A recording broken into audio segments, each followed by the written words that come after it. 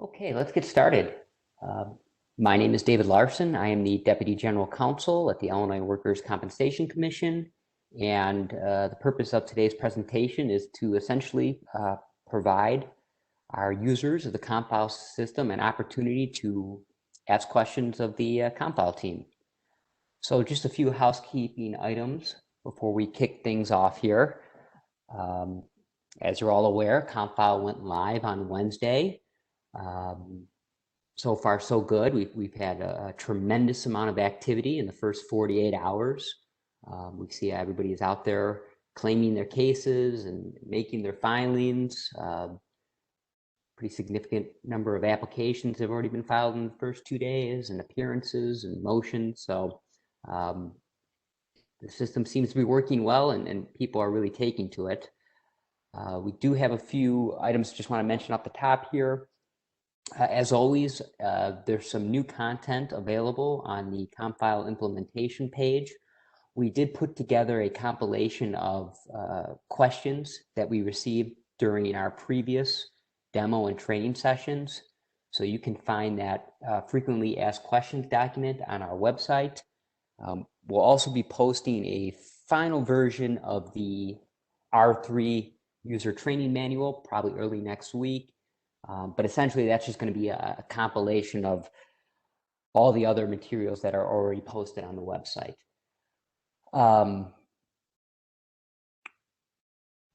We have another another question and answer session scheduled for next Tuesday, and can certainly look into the prospect of holding more of these if needed.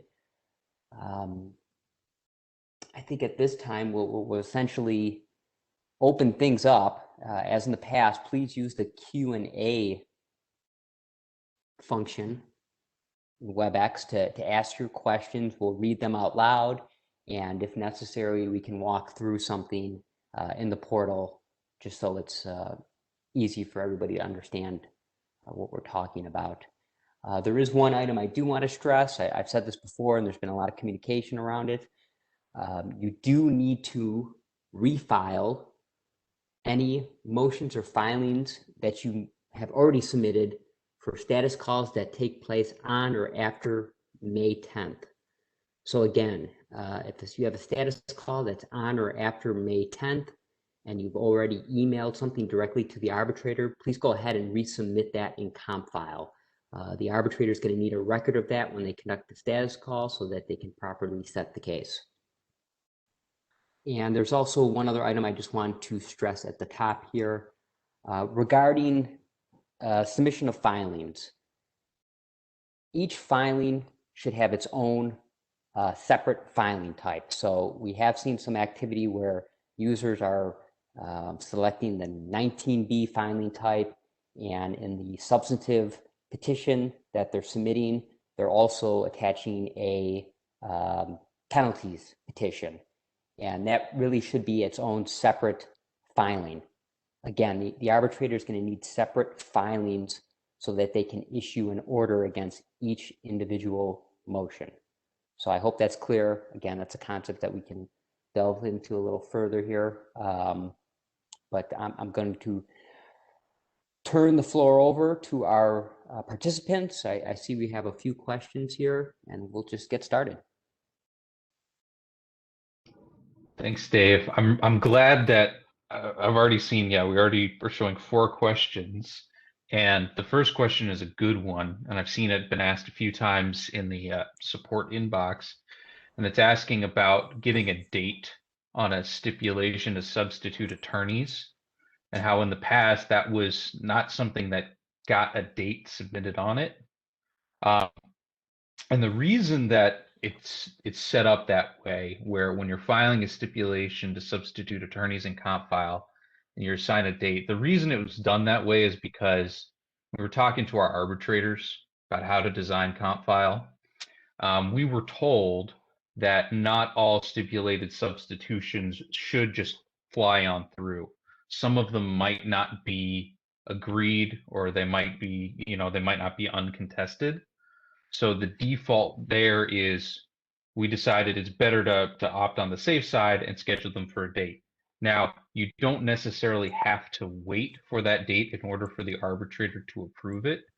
I know that a lot of arbitrators are in the practice now of approving agreed motions, granting agreed motions and stipulations before their status call date or before a given pretrial or trial date. So just because you're having to pick a date in the future doesn't mean you'll have to wait until that date for it to be acted on. And just to go one step further there, the stipulated substitution of attorneys is actually something pursuant to our rules that would be filed with a notice of motion. If you look at the administrative rules, it explicitly delineates those filings that do not require a notice of motion. Stipulated substitution is not one of them. So again, just to add on to Connor's point, that was designed in concert with the arbitrators and designed consistent with the administrative rules. So I'm going to take the next question here. It says, how come we received a flyer about restricting our case claiming to an as-needed basis yesterday at about 11 a.m.? This wasn't told to us during any of the webinars. That's a good question.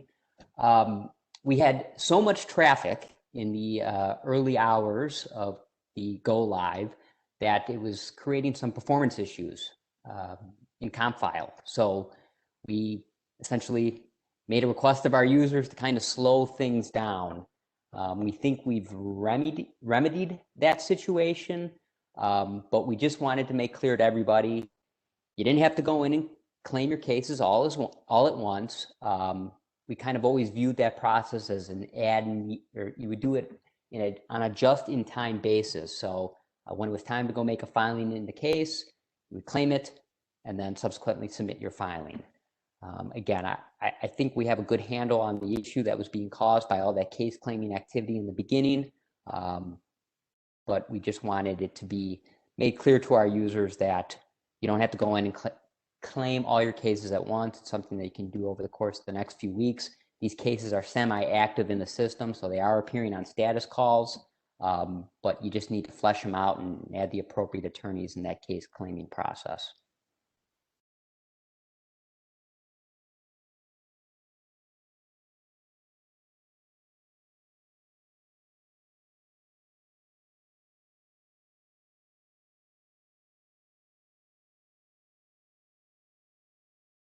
I'll take this one. I think it just came in.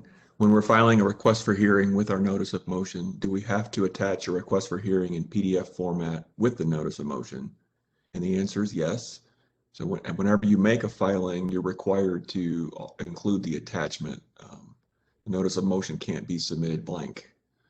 So, and that's important because whatever you're attaching is what you're alerting your opponent is the subject of the dispute.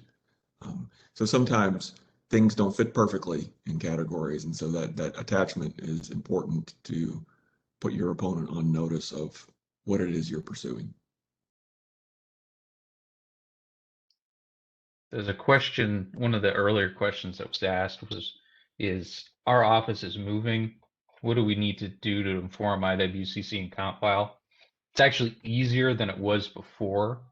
If you remember the policy before, excuse me, the policy before, if you were moving, is you had to file a notice of change of address in every single case that you had active with the commission. Now the process is simpler. A law firm admin or anybody with that law firm admin web role, right? And you can always double check this by going to the law firm users area of your law firm. And if you have law firm admin in this section, what you can do is go to law firm details, and you'll have the ability to change your address right here. Once you've changed your address, what you want to do is in motions and other filings, click initiate filing, go to other filings here at the bottom. And one of the other filing types is change of address.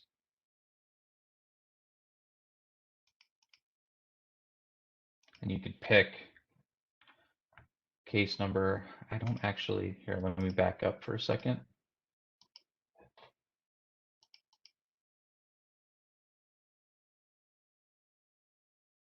I'll do it in this case.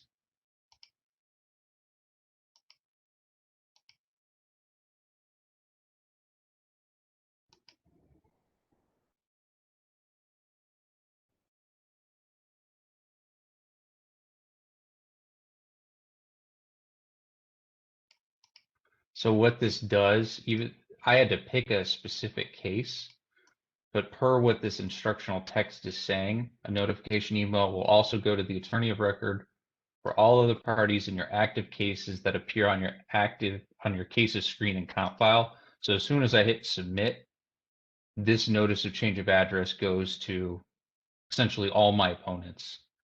So it's a pretty quick transaction overall. And just to clarify, so to kind of walk that back, that's probably something that you're not going to want to file until you've claimed or your cases have all been claimed, either by yourself or your opposing counsel, to make sure that for all your active cases, the opposing party is properly receiving this notice.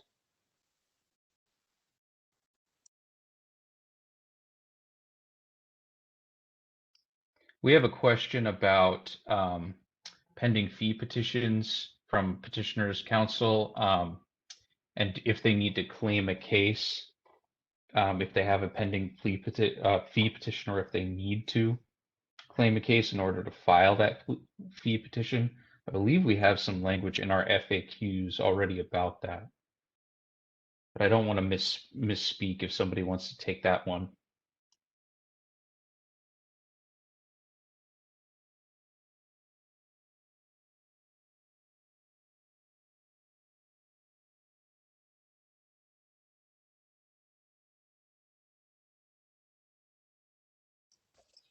Yeah, there was specific instructions, and I think that the short answer is, if you had previously filed a fee petition in a case, it would probably be best practice to go ahead and refile that in the case, just again, so the arbitrator has a record of that, it's showing up for them. You do not need to be an active case party to file those fee petitions.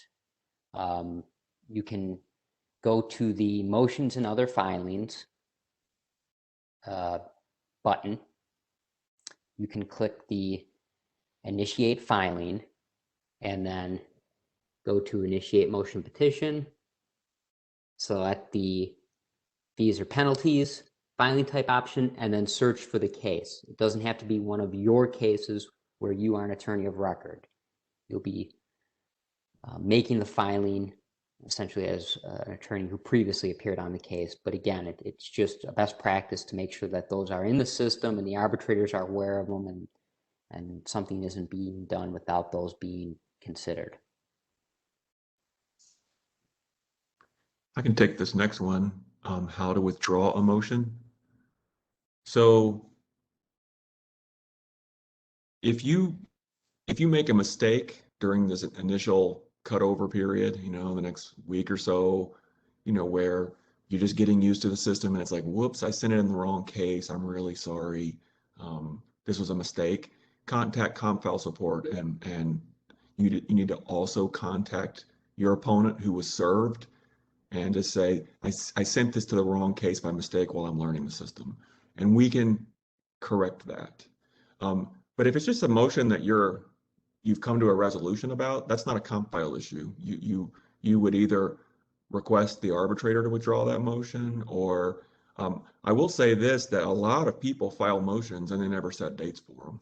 I don't think that's a good practice, but that does happen and it irritates the arbitrators. And then so that motion typically just kind of fades away.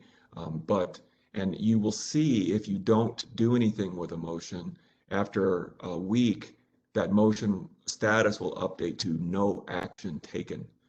So if you do file a motion and you miss the status call because something came up or whatever, and then you're worried what happened, after a week that will convert to no action taken.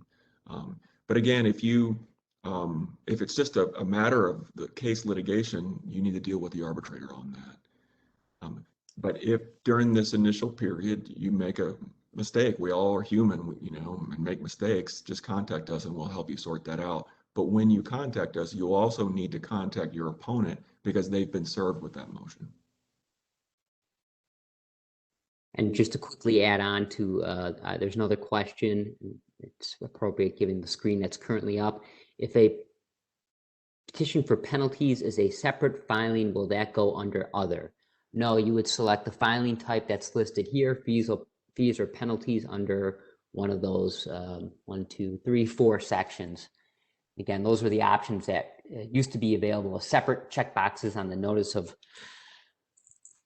motion and order form, but we've now just combined them into one.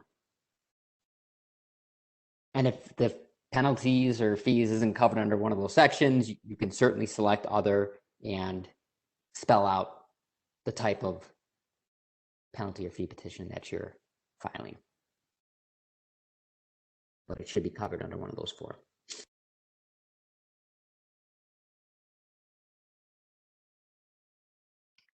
We have a question about claiming cases that are on appeal at the circuit court. The practice has been, and we have a message in CompFile that to this effect, where if you're claiming a case and it's inactive in our system, you contact CompFile support and we reactivate it for you. And Matt, help me out here. Do we have on appeal as an active case status in CompFile? I think it is. We do, Yeah. but I will say that at the initial migration, the cases that are on appeal, they didn't come over in that status because we didn't have, prior to the cutover, we didn't have a good status for that in our old system. So those will be updated, over the next couple of weeks to on appeal. Yeah, and just to further clarify that, so if there is a situation where you have a 19B on a case that is over at the circuit court on appeal, but the case itself is still active and you're unable to claim it, please go ahead and reach out to CompFile support and we'll activate it for you. There can be some situations like that where there's a 19B situation, the 19B decision is on appeal, but the case itself is still with the commission. We'll want to go ahead and activate the case for you. Next question is about breadcrumbs, and that these things up here are called breadcrumbs. You might remember that in earlier versions of CompFile, they were links, and we actually disabled that functionality per the request of or per the suggestion, I should say, of the CompFile design architect. And the reason being is because some websites have a practice where you can jump around using these links. And let's say you're in an actual filing, right? Click one of these links to go back. Some people have an expectation that that's going to save your data while you're working. And since CompFile doesn't do that, right? If you leave a page, unless you click that save and exit button, it's going to wipe your data. We decided it's better to disable the breadcrumbs for now. But both this home button and then this icon will take you back out. And I realize that in some situations, it's a couple more clicks to get back to some screens. And I think that we are going to talk about, for some future iterations, right? The development team is going to talk about some other ways to get around CompFile that make it a little bit smoother. But for right now, all of these breadcrumbs in the top right are just text. They're no longer hyperlinks. And I should have emphasized that in some of the earlier sessions, and I apologize, but yep, these are just text now.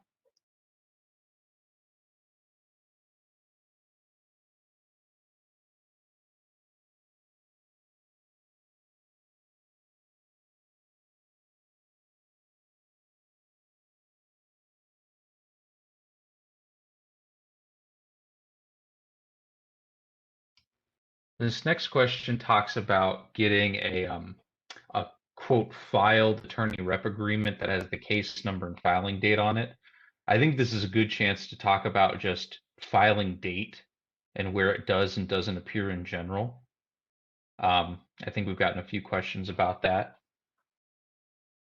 So with attachments that are uploaded to filings, nobody at Iwcc is stamping those, right? The filing date appears in the instance of an application. You get a record of the filing date here in your view. So I can change my view to submitted applications.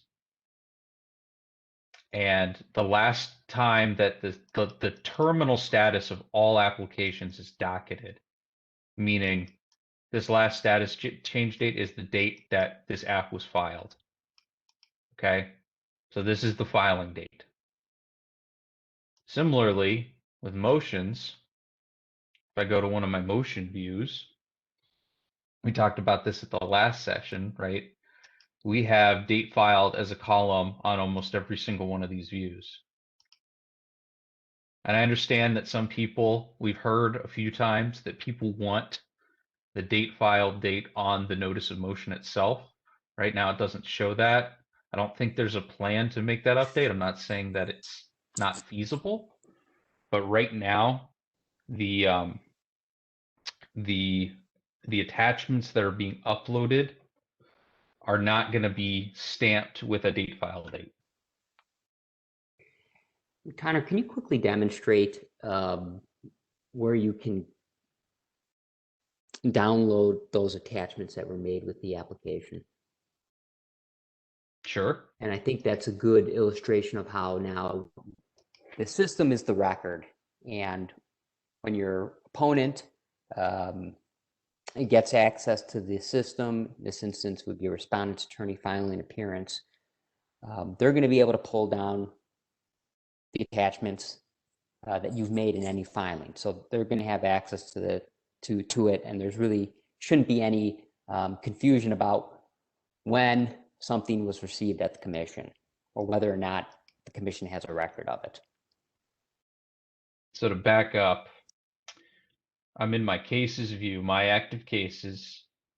This is a case that I filed in CompFile. You can see that there's no respondent on it yet, but once the respondent appears, they can come to this page and you scroll down and we have all of these different tables here. Takes a minute to load. And here at the bottom, we have applications. And this is the application that was originally filed in CompFile for this case. Click View Print. And it's going to have everything that I uploaded. So for this one, I uploaded my rep agreement and I uploaded my proof of service. And then this is the application that CompFile generated for me. But if I ever need to, or if my opponent ever needs to see what I filed on the application, they can come here and see all of the attachments. And this modified on date is also essentially the same as that submission date. So you'll see right here, when was this filed? The last time this was modified was 4/5. That's when this was filed. And this button, this view print button, it appears for anything that shows up in any of these views. Wherever you see this, there are no records to display, right? If there was a motion that was filed, it would show up under arbitration events or review call events, and you'd have that same view print button here, and you'd be able to see everything that was uploaded with that motion filing. Connor, while we're here, can you scroll down a little bit, please? And can you indicate there how you can look at the application and then also how you can look at a decision? So you can look at the application by clicking this, and that's the same as clicking View Print in that action button. And then if I click here, this actually gives me a PDF of the submitted application. And I don't want to open this up because I'm pretty sure there's a bug that makes these look ugly right now. This is our training environment, not production. In production, they look fine. Same thing would apply for decisions. I want to also point out that with applications and decisions, you'll notice that these two words are blue. And that's because they're hyperlinks that actually take you to your applications view and your decisions view respectively. So if you want to look at all of your decisions and all of your applications agnostic of any one case, you can get there from within a case details page yourself. And it's the same as clicking the big blue buttons on that landing page, right? The big blue button that says decision or application. But if you had a decision here, you would also have that view print button, and that would be where you'd go to see it. Connor, you're in train, right? Yes, I am. Are you logged on as Travis? Yes, I am. So let me give you a case with a decision in it. It's 21 WC 130s 20. Okay, so let me go ahead and appear on that case. No, you're in it. It's your case. Oh, am I? Okay. Which one was it? 21 WC. It might be under inactive cases, by the way. Yeah, 21 WC 1000020.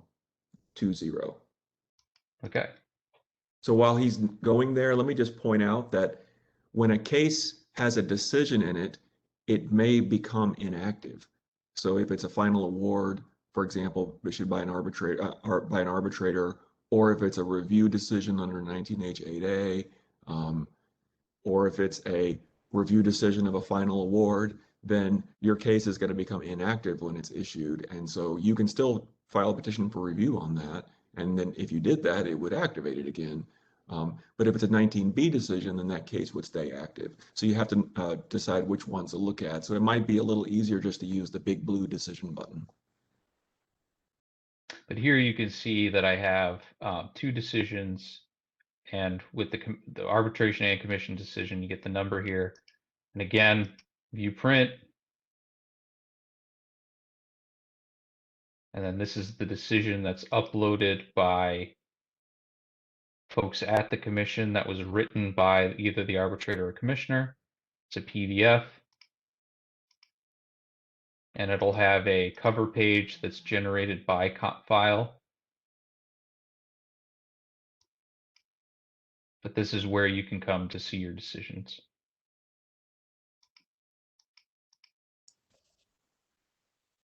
Go ahead and quickly take the next question here. On a petition for immediate hearing under section 19B, do we need to include the proof of service page?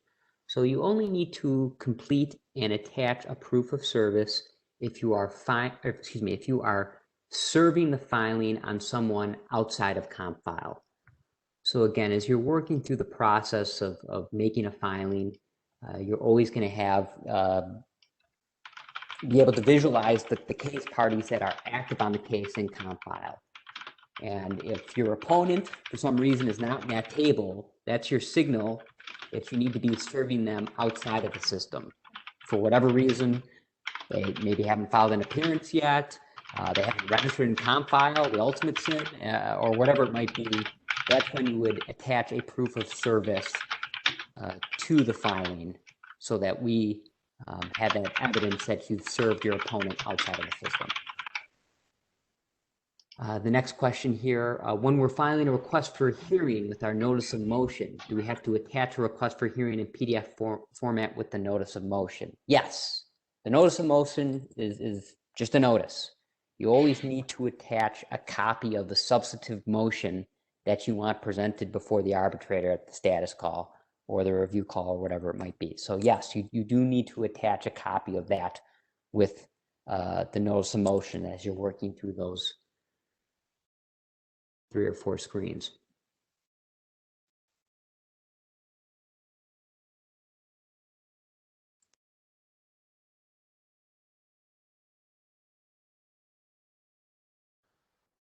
So I think I can try to take this next one, Dave. Just correct me if I'm wrong.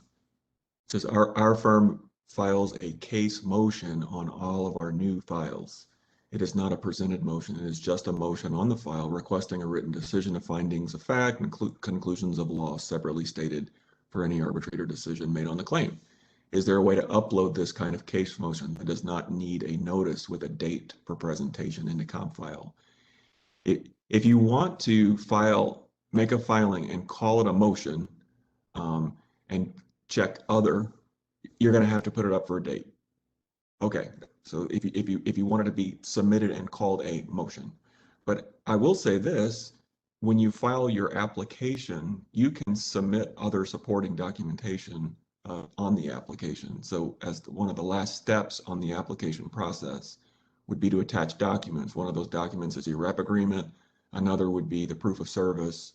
And you could file another attachment like this, and it would essentially travel with the app. So it would be similar to, what you would have date stamped if back in the good old days when you delivered the form to have it stamped in, and then you would just need to serve that same package, if you will, on the respondent. Does that sound rational, Dave? Yes. Question about address being the same in address line 1 and less address line 2 when you're claiming cases. That's just a symptom of how the data was migrated from our legacy system, the mainframe. If you have a petitioner or respondent that has, to your knowledge, a unique value in address line 2, like an apartment number or suite number that needs updating, you can just put a in the request for information changes comments box at the bottom of the case claiming page. You could just say, this is what the address should be, and our data entry department is reviewing those and making updates accordingly. Keep in mind that we're not actually sending any mail past the initial filing of an application. We're not sending any mail to either petitioners or respondents anymore. It's just that initial notice. And if you're claiming a case in CompFile, then that's already been satisfied, right? Because the app was filed on paper. So, it's mostly just updating for your records. So just keep that in mind too.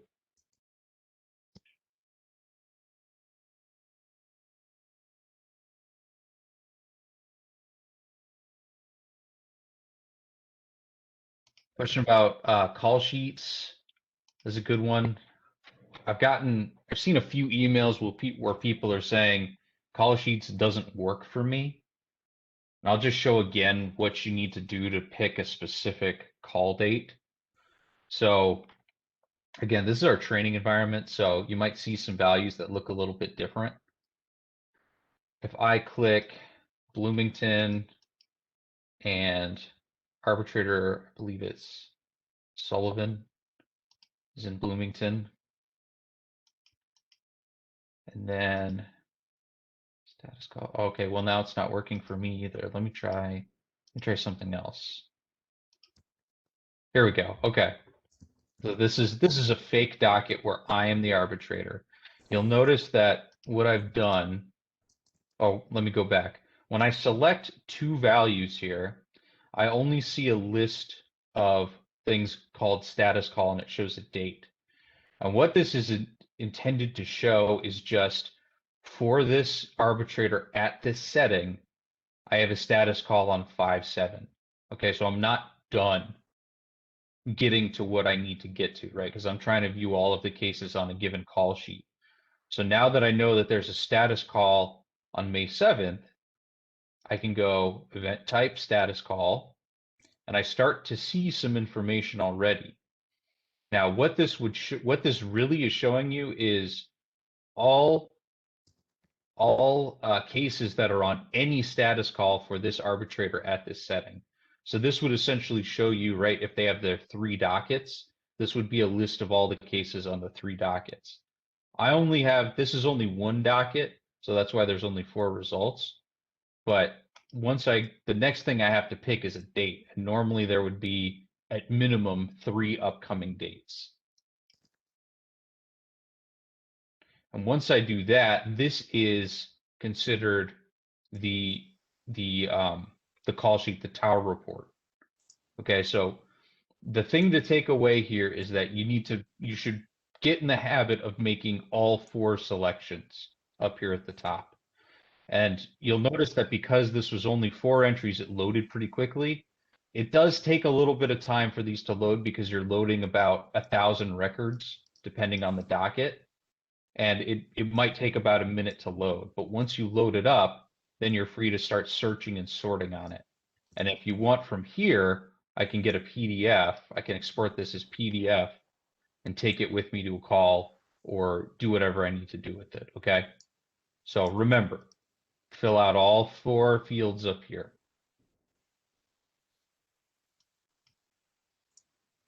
I'll take this next one from Teresa. And hi, Teresa. Thanks for joining today. On the petition for immediate hearing 19B, do we need to include the proof of service page? And the answer is, like every lawyer says, is it depends. If everyone's represented by counsel, CompFile is going to handle the service for you. If you're interacting with a TPA who doesn't have counsel, then you need to serve that on the TPA. So it just depends. So if all the parties have counsel and the case is claimed and they're all, on there, you're fine. And the way you know that is when you're making the filing, and maybe Connor, you could just do one for us. It will show you at the bottom of the page exactly who's going to get that filing. Which type of filing was that? Just it was a 19B, but it'll work for any of them. But you can do 19B. Yeah. Sure. Let me try that. And you don't have to actually complete it, but just show. Sure. So see, Teresa, you click initiate filing and then click initiate petition, select 19B. Oops. Not a B1. We don't want to do that. Yep. And at the bottom of the page, you'll see the case parties. You might have to scroll up and down to see all of them. This one only has one. Yeah, this particular case, there's no respondent attorney. So for this one, you would at the last step, you would print the notice of motion and your attached petition for immediate hearing under 19B and serve them on the TPA or whoever you're interacting with to litigate the case. Maybe it's the employer. That's just up to your practice. And you'll also notice that for because this is a 19B, I have more than 3 options here, right? These are all the status call dates for all 3 of my arbitrators' dockets.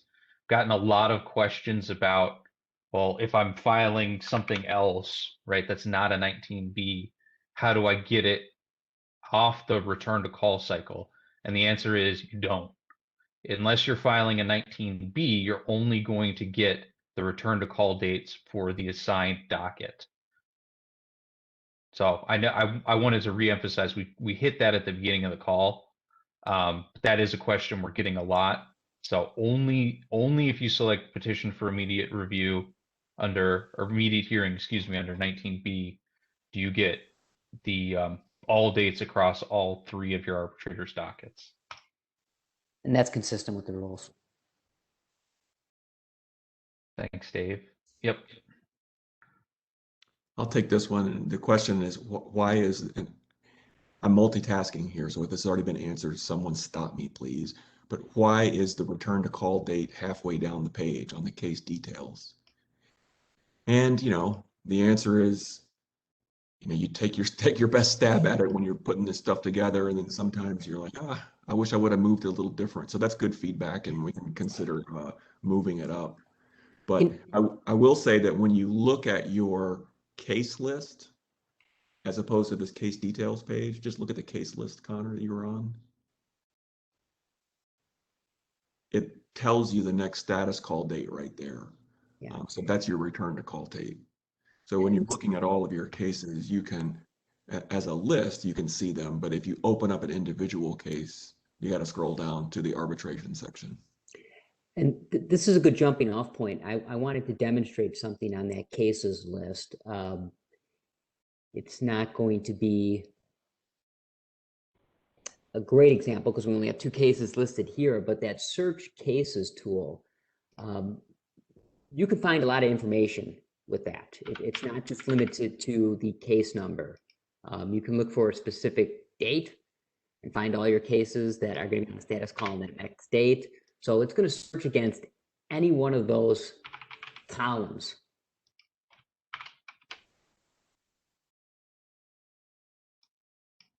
That's an easy way for you to get information about a case, limited to the firms, setting jurisdiction, next status call date, whatever it might be.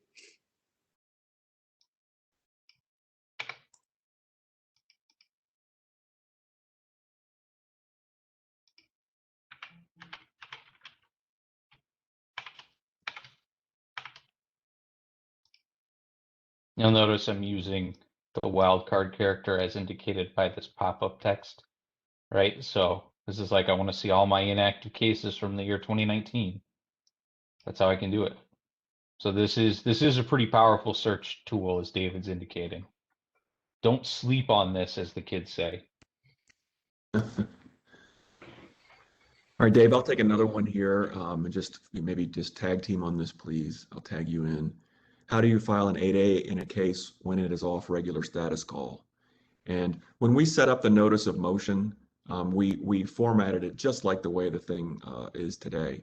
And I think what we probably should have done is when we chose when we presented the 19B option, we should have done 19B/8A. That would allow you to notice up one of those cases off cycle. And so over the coming weeks, I think that's on the table right now, that when you hit the drop down and you select your filing type, is to put a /8A at the end of the 19B. So Connor, if you could just click initiate filing and then hit the filing drop down. Yeah, there you go. Thanks. So see where it says petition for immediate hearing in section 19B, then we say /8A. And that, but in the meantime, if you make that selection, you can go off cycle, and then your attachment would be what you want what you want. The 8A benefits. Tag in, Dave, if needed. So another question about inactive cases. Should we wait for the on appeal option to be updated in a few weeks before we contact CompFile, or should we immediately contact them? If there's no emergency activity happening on the case at the Iwcc, you can certainly submit the request, and we'll work as possible to get those cases activated. So again, I think there's some basic information. Maybe we can add that to the request for us to activate a case for you. We do ask case number, why it was inactive, because there was a final decision or a settlement contract approved. What status should it be? Is it on review? So if somebody can put that information in the answer, I think that'd be helpful, and it would make it easier for us to get these activated as quickly as possible for you. I'll take this one. How do we unclaim a case if we were inadvertently named by opposing counsel? So I will answer this in a couple of ways. So the scenario is someone claimed a case and they listed you as attorney, but you're not. Either it was just a pure mistake, that you have nothing to do with the case, or you withdrew and it just wasn't caught up into the system. You just contact CompFile support and say this was a mistake, and if you would please, give the case number and also contact the opposing counsel, and then we can correct that error.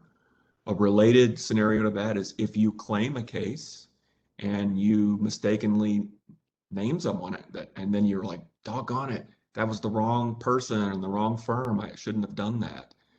Well, if it was the wrong person, you just need to contact the person at the firm and say, hey, I named you. You can please, you can have your law firm administrator switch you for the right person. Can you let that person know? And they can work it out. You don't have to do it. Just need to contact them to work it out. But if you just flat out named this the wrong firm and person, then contact CompFile support, copy that person and say, I listed this person by mistake. I'm so sorry, you know, whatever, however you want to say that, but I listed this person by mistake. They're not and never have been part of this case. You know, please correct this error, and we can get it corrected.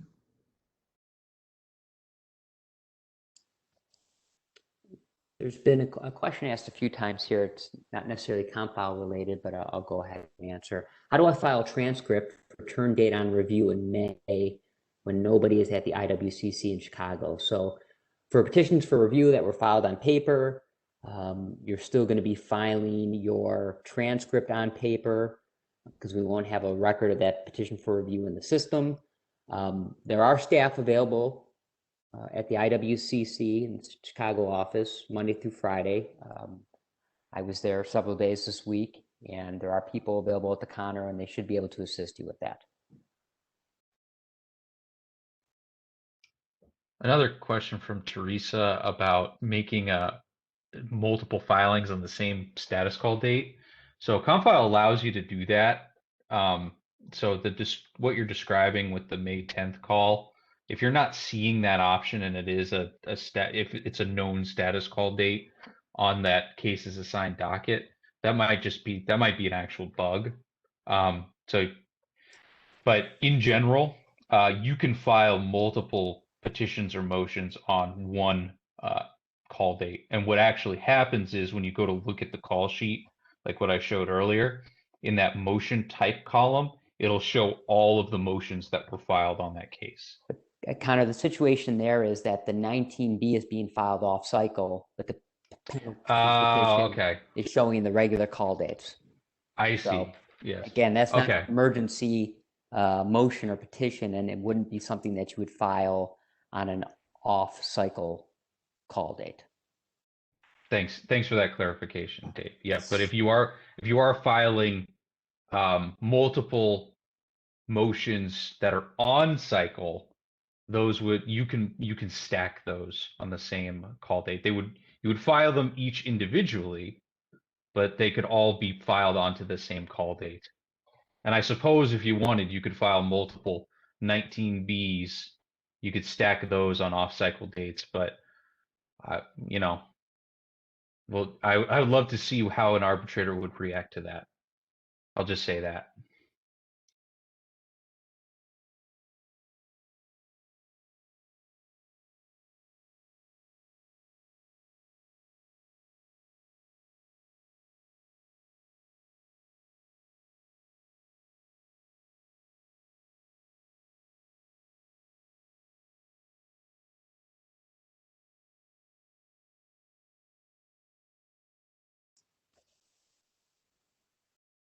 Connor, I was going to mention to further illustrate the call sheets, you could show that in production because all the data is there. Yeah, that's a good idea, Give Dave. people a better example that even if a case has been claimed or whatever, all the cases are on the call sheets appropriately. We'll continue to answer questions here as he's getting that worked out.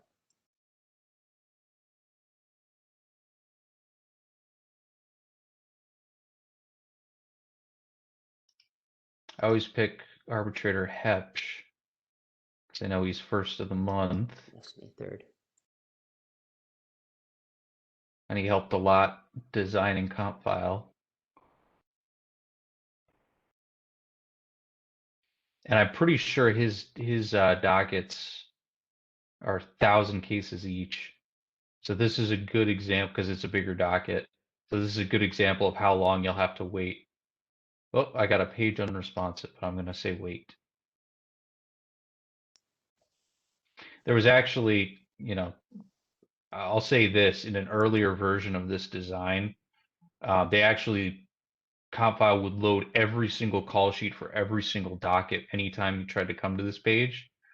And none of the testers could use this page. So we actually made that change where you have to pick the setting and the arbitrator first before it starts to load anything.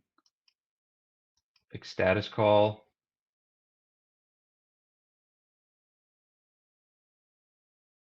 Now it's starting to filter down.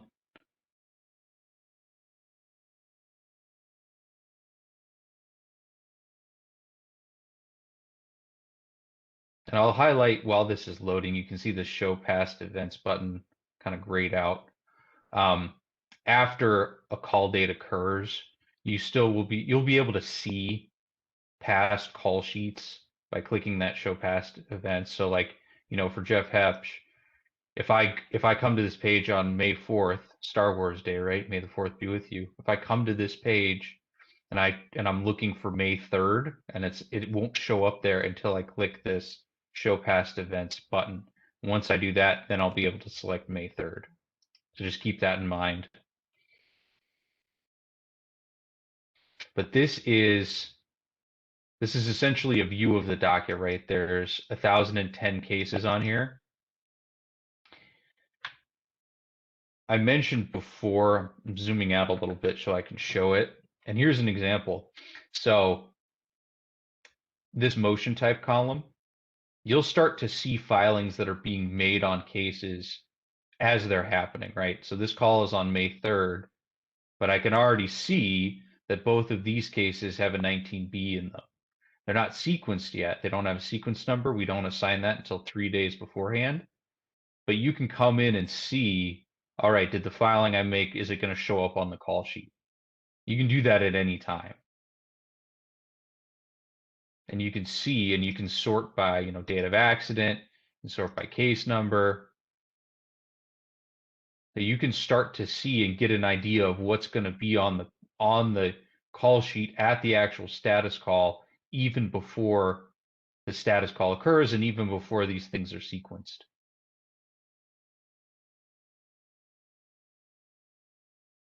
Anything else you wanted to highlight here, Dave?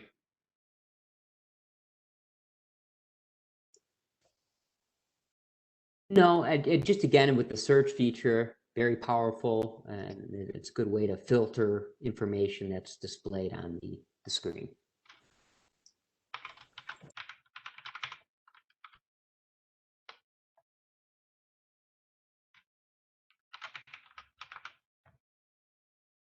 So here are all the Home Depot cases. You can filter by your law firm, right? If you're going to a status call and you only care about the things that your law firm, right? So here are all the Horowitz cases that could be called on May 3rd.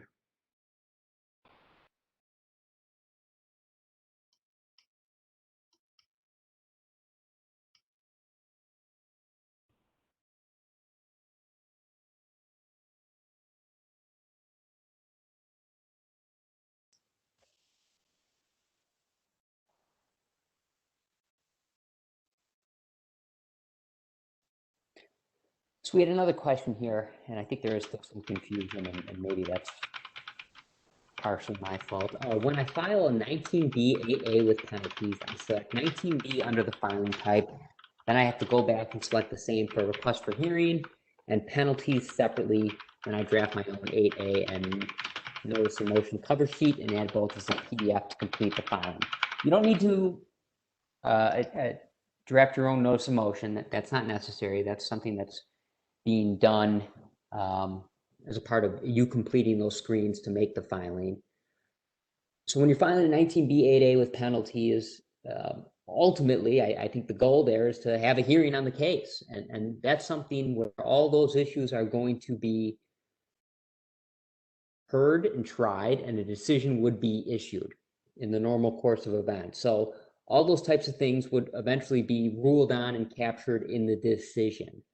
I think what's most important for people to understand is if you're having a separate standalone motion where you need a more immediate order granted on it, like a motion to consolidate or a change of venue, you wouldn't file a 19B filing type and then attach all those things behind it, because the arbitrator needs to rule solely on those individual motions. But in a situation where it's like a 19B 8A and you're actually hoping to have that trial and have the arbitrator issue a decision, that can be bundled up, because you now have the case on the call, you have the motion pending, you're going to get a date, you're going to go to hearing, and all this stuff is going to be tried.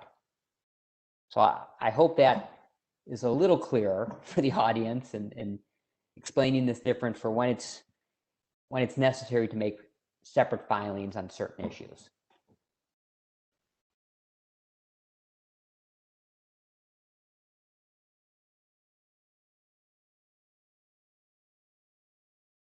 Connor, we did have a couple questions about the sequence line numbers on the call. That happens 3 days prior to a given call date. But like I said, you'll have this real-time call sheet that's showing you, all right, there are 1,000 cases on here, and you can start to get an idea of how things are gonna get sequenced, right?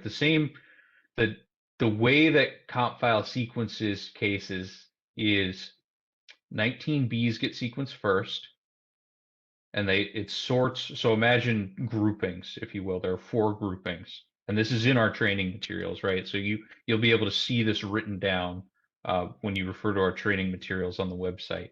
There are 4 groupings of how cases are sequenced. The first are all 19Bs. So when I come to this call sheet on May 3rd, what I'm going to see is for all of the ones in this motion type column at the top, it's going to be 19B, petition for immediate hearing under 19B. And they're going to be grouped based on oldest case to newest case.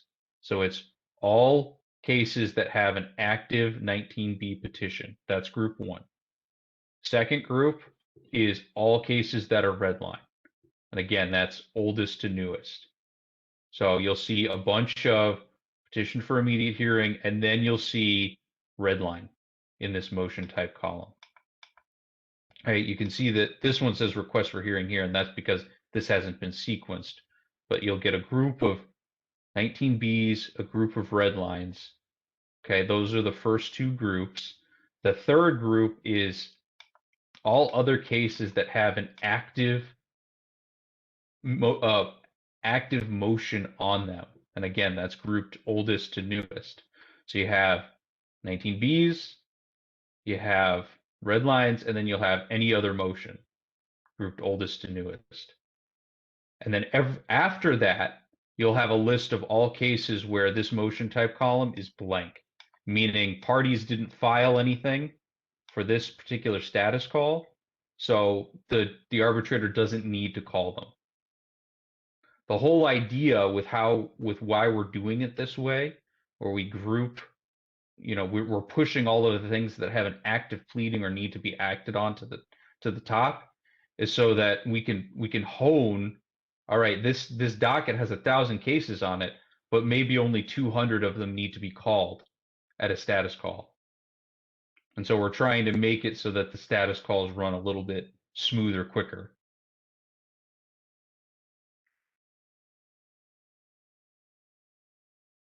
But you'll see these sequence numbers 3 days ahead of time. And if you try to make a filing on one of these cases for the May 3rd date within 3 days, right? If on May 1st, you say, crap, I needed to make a filing on this case for the May 3rd date. Well, first of all, that really isn't sufficient notice per the rules, but you can make the filing. CompFile is not going to stop you. It's just not going to show up on the call sheet. You would have to notify the arbitrator and the parties separately to say, Your Honor, there's extenuating circumstances where I'm making this filing late. It won't show up on your call sheet, but I ask that you please consider it. And assuming that your opponent doesn't say no notice, they will be able to act on it. Well, I won't say they will, but they might act on it. If all of the extenuating circumstances justify it. It just won't show up on the call sheet. I realize that's a lot of information. Don't worry, this is being recorded. You'll be able to scrub through this part of the recording again and dissect all of what I'm talking about.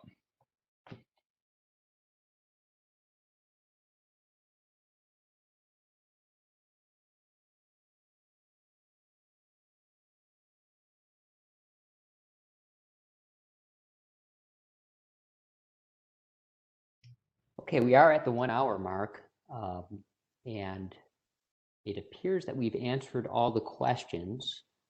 Let's see.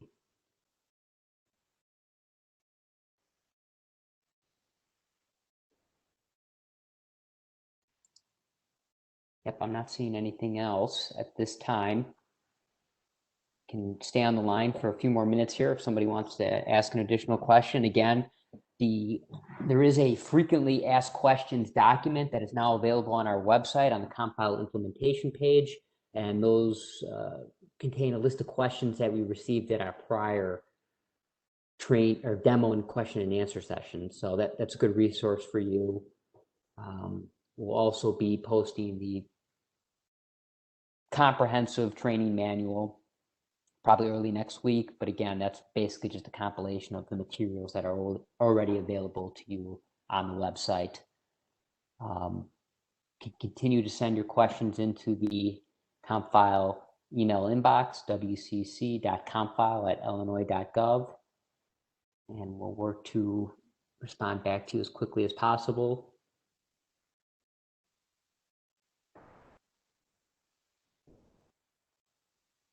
Okay, I'm gonna make it the last.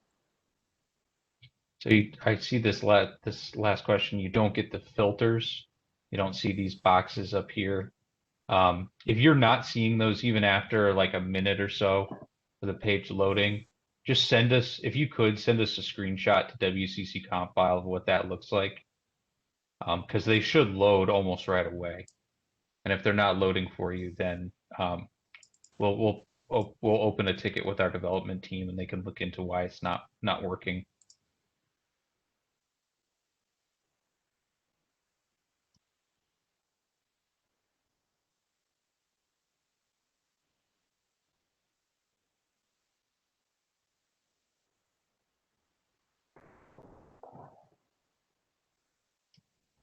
Another question about claiming cases while being logged in as an attorney.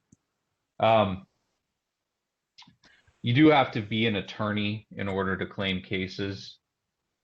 I don't remember the reason why we, to be honest, I don't remember the reason why we did that. I know there was one because we did have that discussion.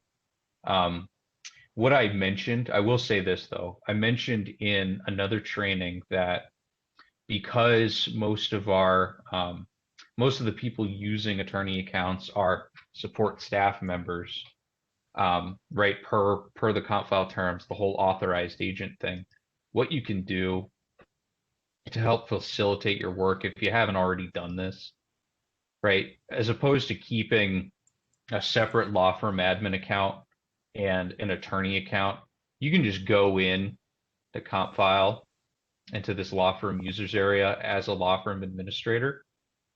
You could find the attorney account that you're using, and you can give them the administrator permission.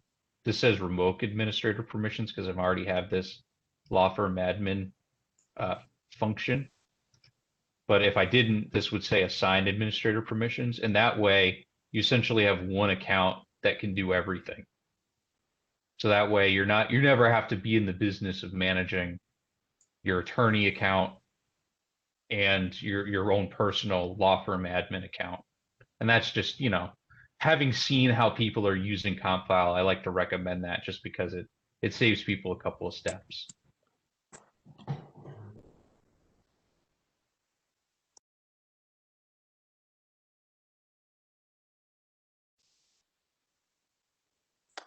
All right. I just want to thank everybody again for joining us this afternoon. As I mentioned at the top, we do have another question and answer session scheduled for next Tuesday. A recording of this question and answer session will be made available on our website, probably a little later today. We're hoping that people are finding things easy to navigate and use in this new system. But again, we are certainly here for you in these first few weeks, and we'll make sure that things get sorted out as we transition to doing everything in CompFile now. So we appreciate your patience and hope you have a good weekend. Thank you. Thanks, everyone.